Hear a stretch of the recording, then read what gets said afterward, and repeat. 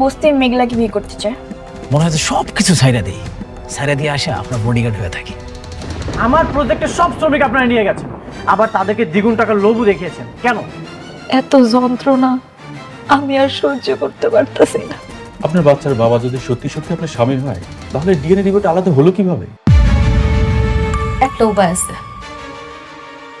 আমি শুনছি যেই সব মামলা থানায় নেয় না, ওগুলা নাকি কোর্টে নেয়। আমি আমার সন্তানের অধিকার আদায়ের জন্য কোর্ট পর্যন্ত যাইতে রাজি আছি।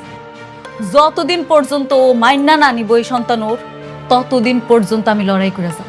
তাতে লাভ কি? আদালত যখন আপনার স্বামীর ডিএনএ টেস্ট দেখবে, তখন তো মামলা ডিসমিস হয়ে যাবে।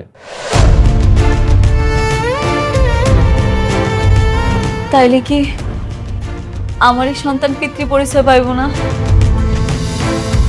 আমার সন্তান বাবার পরিচয় ছাড়া পৃথিবীতে আইব? আপনি একটু ভেবে দেখেন, মানে হতে পারে কেউ আপনাকে কিডন্যাপ করে নিয়ে যে অজ্ঞান অবস্থায় কিছু করছে। সি সি সি সি, আপনি এগুলা কি কইতাছেন?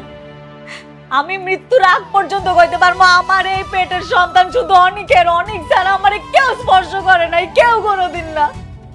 ঠিক আছে, কিন্তু সমাজ সমাজ, এই সমাজেরই তো ভয় পাই আমি। এর জন্যই তো এত কিছু করতেছি। আচ্ছা, আমার সন্তানটা জন্মের পর কি কলঙ্কিত হয়ে জন্মগ্রহণ করব? আমি মানুষের কাছে কি কমু? আমার তো মাঝে মাঝে মরে যাইতে ইচ্ছা করে। আমি কেমনি কি করবো? আপনি একটা উপায় দেন, আপনি একটা উপায় দেন আমাকে। আপনি শান্ত হন, আপনি বরং বাসায় চলে যান, দেখি কোনো উপায় পেলে আপনাকে আমি জানাবো।